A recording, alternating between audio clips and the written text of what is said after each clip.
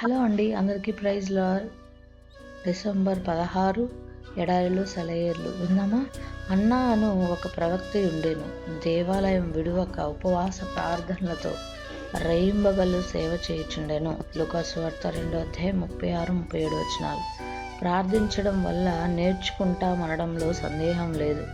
ఎంత తరచుగా ప్రార్థన చేస్తే అంత బాగా మనకి ప్రార్థించడం వస్తుంది. అప్పుడప్పుడు మాత్రమే ప్రార్థన చేసేవాడు ప్రయోజనకరం, శక్తివంతమైన ప్రార్థనను ఎప్పటికీ నేర్చుకోలేడు. ప్రార్థన ద్వారా మన దేవుని గొప్ప శక్తి మన అందుబాటులోనే ఉంది, కానీ దాన్ని అందుకోవాలంటే కష్టపడాలి. అబ్రహాము తన జీవితకాలం అంతా దేవుని ఎదుట విజ్ఞాపన చేసే అలవాటు లేనివాడైతే సొదొమ కోసం అంతలా దేవునితో వాదించగలిగేవాడా? పెనూయేలు దగ్గర రాత్రంతా యాకోబు దేవునితో పోరాడినది అతని జీవితంలో మొదటి సందర్భం అనుకుంటున్నారా?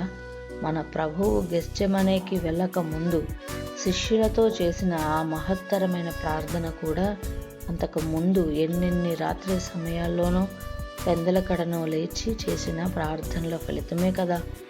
తన ఇష్ట ప్రకారం ప్రార్థనా వీరుడిని అవ్వాలి అని ఎవరైనా అనుకుంటే అతని ప్రయాస అంతా వ్యర్థమే.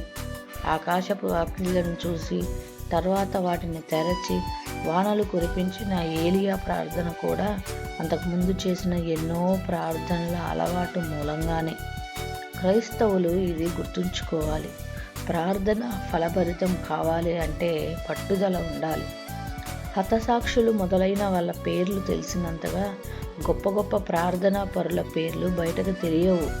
అయినప్పటికీ వాళ్ళు సంఘానికి గొప్ప మేలు చేసిన వారే.